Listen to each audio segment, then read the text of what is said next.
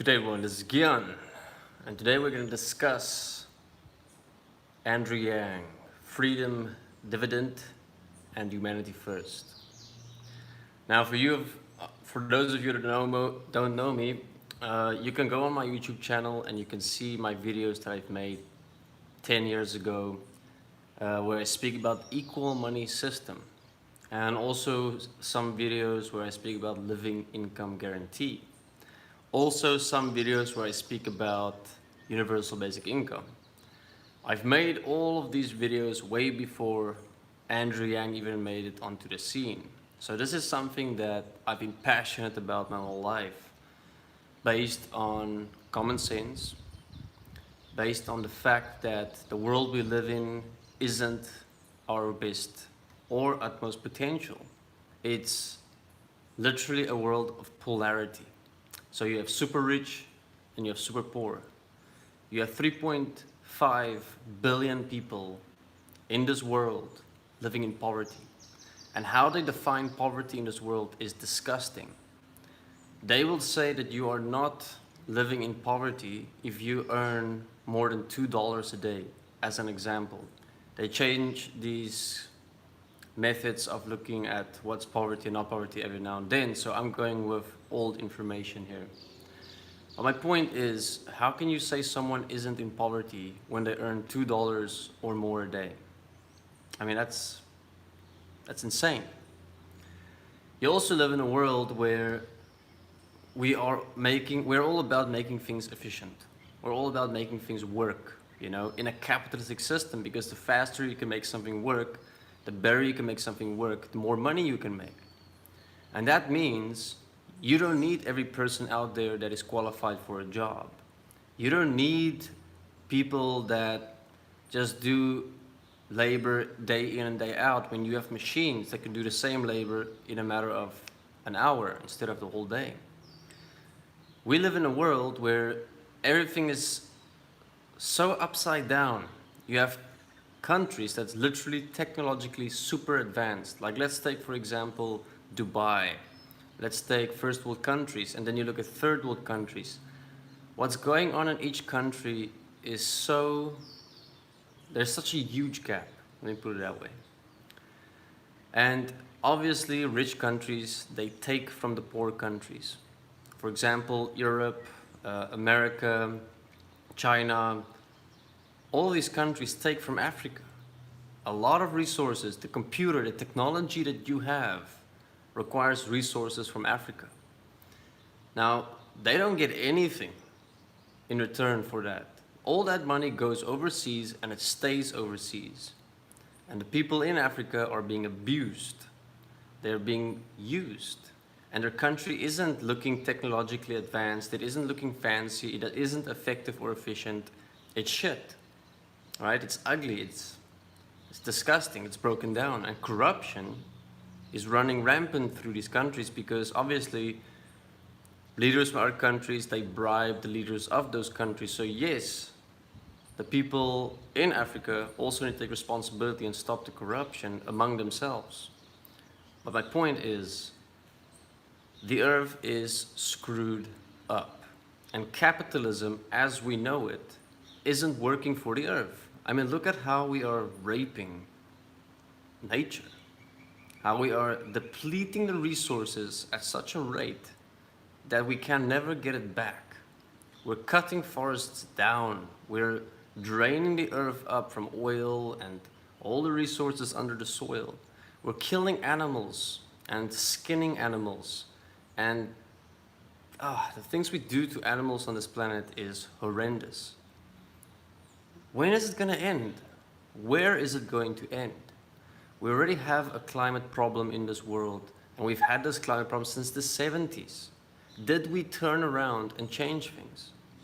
We did a few things, but that was out of self-interest, not because of the interest of all. That was, oh yeah, we still need to make money in the next 50 years, so we'll just do a little tweaks here and there so that we abuse the earth in a different way. And that's been going on since the 70s, when the climate debate became a very important one. We're now in 2019. We're almost 50 years into the future since the 1970s. and we've only gotten worse. You have more unemployment. You have more people living in poverty. You have more people struggling with day-to-day basics. You have people doing 2, 3 jobs. You have people living in circumstances where they can't afford the basic medical needs. You have people that are committing suicide, going mentally ill and mad, shooting people up. There's a lot of things going on in this world that's got to do with money. And I'm gonna make my point today. Through my videos in the past that I've made before Andrew Yang existed, I had a mentor, a guide in his life called Bernard Pullman. And he said, if you cannot take every single problem in this world to money and show how money is an influence and a role player in every single problem in this world, from mental to physical problems, then you're not self-honest yet. Then you do not understand this world yet, and you're still deceiving yourself, being dishonest with yourself, that money is also the solution to all the problems in this world. And as long as we have a mentality where we think money isn't the solution to everything, and oh no, people's mental problems isn't going to go away if there's money, and all of these things that we justify why we think money isn't the most important thing in the world, then try and go without food for just one day and see how your mind changes. Try and go a whole week without showering, without having aircon, without having all your takeout meals. Just try 1 week, leaving your addictions, and see how your mentality changes. See how you start interacting in this world in a completely different way. Try leaving your car at home and not using public transportation and walk everywhere you want to go. See how your life changes.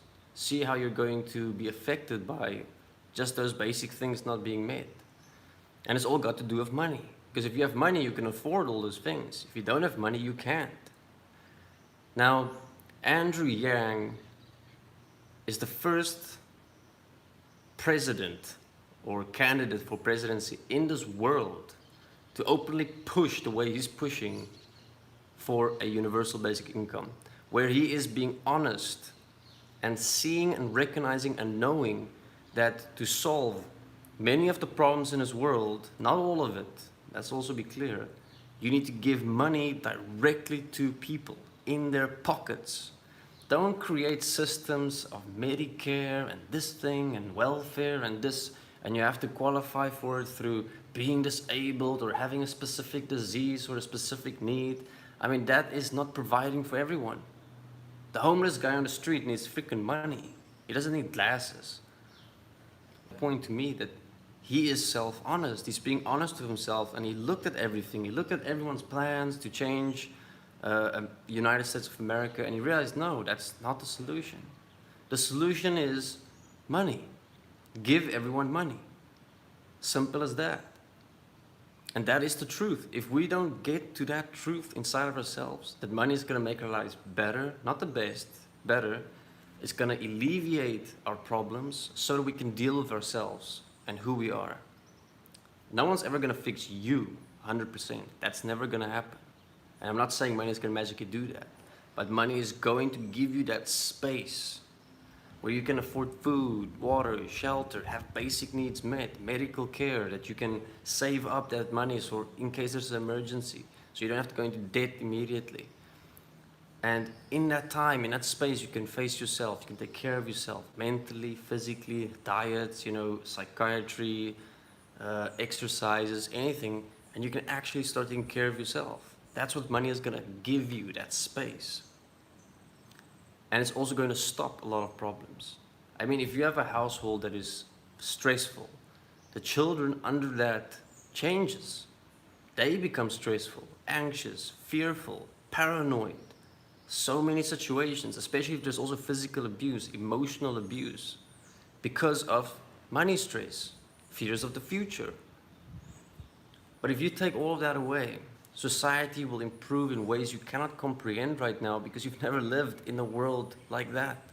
That's why people is going to go through fear of giving a universal basic income to everyone, because it's going to create a world we do not know yet. And that world is going to be a better world. And it's interesting how humans fear having good things for themselves. We fear having heaven on earth because we fear ourselves. We fear, what am I going to do when everything is good and okay? Who am I? Am I creative? Can I move myself? Or am I so used to being stimulated and motivated by outside forces like fear and like survival that I have no self-movement? I have no creativity? This is the challenges that people's going to have to face themselves. They're going to have to realize how brainwashed and how mind-controlled they have been through the current system, that they don't even know who they are. And that's why people will fear getting money, because they will fear who they are going to be then. Who am I going to be if I don't have to work for money? Am I going to be a good person? Am I going to move myself? We're so used to having a whip whipping us to work that we don't know how to be masters anymore. And that's why we've created a society of slaves. And Andrew Yang is saying, stop being slaves. Stop working for nothing. The fact that you are a USA citizen, you're gonna get money because you're a shareholder. That makes you an equal. That means you, as a USA citizen, deserves money from the country because your labor, your existence is contributing to the GDP, to the wealth of the country. And you better get something back for that so that you're not a slave, so that you're a freaking master. You can now create. You're not bound to the system that just sucks you dry. You're getting the water back. You know, the water goes up, which is your labor and everything, creates clouds and rains back onto you. And then a trickle-up economy where you have masters living in this world, not slaves. And people fear that. People fear not being slaves. So everyone's gonna have to ask themselves, why don't you want to be free, America? I mean, you're a country of freedom, but you will fight for limitations. You will fight for remaining a slave that needs to be whipped to move yourself, to do something, to be creative. I'm not talking about everyone. I'm just saying if it triggers something inside of you, take a look at it. If it doesn't, cool, you know what you're gonna do. I know what I'm gonna do if I get $1,000 a month and my wife and my friends and everyone I know. I mean, we can do a lot of things. You know, let's first fix the world, let's fix the environment. Once everyone has $1,000 a month, there's no starving person on the street. There's no more homeless people begging. You know, you'll feel better driving around, moving around. You'll feel encouraged that there's no homeless people on the street. You'll be driving around, there's no homeless people. You know, the beggar that you see every day, he's got $1,000 a month. He can go join up with 2 or 3 other beggars and they have $4,000 a month. They can rent a house. They can buy groceries together. They can band together and start doing something.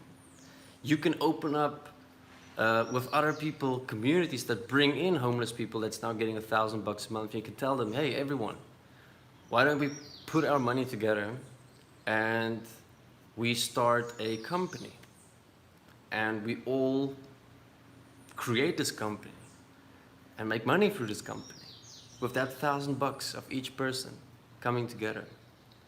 I'm just showing you how you have to move to be a creator, a master of your life. And as long as you believe that if you can't work, you should starve to death. If you can't work or there is no work, then you deserve to suffer. If you didn't take the time to educate yourself or to push yourself in certain areas in life, you deserve to die of starvation and suffering and disease and illness. That mentality has to go. That is an ancient mentality. That's a medieval mentality. Why are we evil to ourselves? Why don't we say, I deserve life and I will create myself. I will find a way to see who I am. I'll take extra classes in carpentry. I'll go learn arts. I'll go out and volunteer. I'll go plant trees for nature. I'll go take care of animals that has been caught in wildfires. I'll go clean the ocean of plastic. I'll volunteer my time to find out who am I by being a positive contribution to this world at the same time. You got that $1,000, you can play around. You know, you can have fun. And this is the point that people need to realize, that $1,000 is still just the beginning. And this is Andrew Yang's words. If you listen carefully to everything he's saying $1,000 a month is still just the beginning. Once humanity has proven itself that it is a good humanity, after we have rid all the evil that is being done unto us and that we're accepting and allowing at the moment, that there's good in everyone's hearts, and that this good will come out, and this good will then push the world to become a better place for all. And with that, you'll have the economy grow, you'll have the systems improve, you have different companies and businesses developing around the goodness of people instead of the profits and greeds of companies. And with this, your UBI, your universal basic income amount per month can increase, because you will be changing the world in such a way that automation will become your creation that takes care of your basic needs. And you don't need to be a slave in labor to those needs anymore. Therefore, you can be a creator in expanding and growing and taking care of this Mother Earth and planet, making it futuristic and inclusive of all. You can become that movement in this world. Instead, we're all bound to a day in, day out job so much that the earth can literally burn around us and we can't do a thing about it. So that $1,000 a month is gonna take the change off, and we're gonna be able to see more of who am I? Robbers, thieves, criminals, they're gonna ask themselves, should I be robbing people? Got $1,000 now. I should probably see if I can do something else with my time. Those kids that can join gangs. Instead of that, when they're 18, they know I got that $1,000. If there's a kid that's in a position of family abuse, they got that $1,000 once they're 18. People's lives is gonna change to an extent you can't imagine yet. And that's why Andrew Yang also says he's not left, he's not right, he's forward. And he is, because he's first of all admitting that money is the problem in this world, so let's make it the solution instead. That's solution-oriented mind. Everyone else sees money as a problem and makes it a problem, keeps it a problem. That's why everyone always asks, but where's the money gonna come from? I mean, do we even understand how money is made? I mean, the whole world is in debt. In debt to who? I mean, aliens? I mean, who are we in debt to? It's because money is made out of thin air. And that money that's made out of thin air is backed up by your belief in that money. Because you believe in money, they can keep printing money out of thin air and you'll keep buying it. You literally have to buy it. And you're paying back with real resources, that fake money that's just papered it. You give value and everyone gives it value, the same value, and therefore it's got value. It's not gold backed anymore, nothing is, because the whole world's in debt. There's no gold backing that. So we can literally change our value systems inside of ourselves, our belief systems, and make the value humanity. Make myself the value, make yourself the value. And let's change the value system. Why are we backing up our money with gold? Why not back it up with every human that's born, every human that exists? A real living, breathing being that is valued, that has dignity.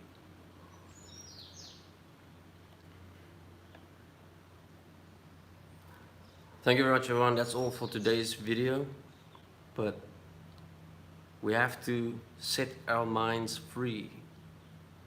We have to let go of the polarity game in this world. Stop being left, stop being right. Stop saying, I'm a Trump guy, I'm against Trump. Don't be that way. Straightforward solutions, the future. The future is green as the earth, blue as the ocean, and all life inclusive of a better world for all. And let's start with the freedom dividend. Let's start with realizing money is going to be the solution or the biggest problem. Take care.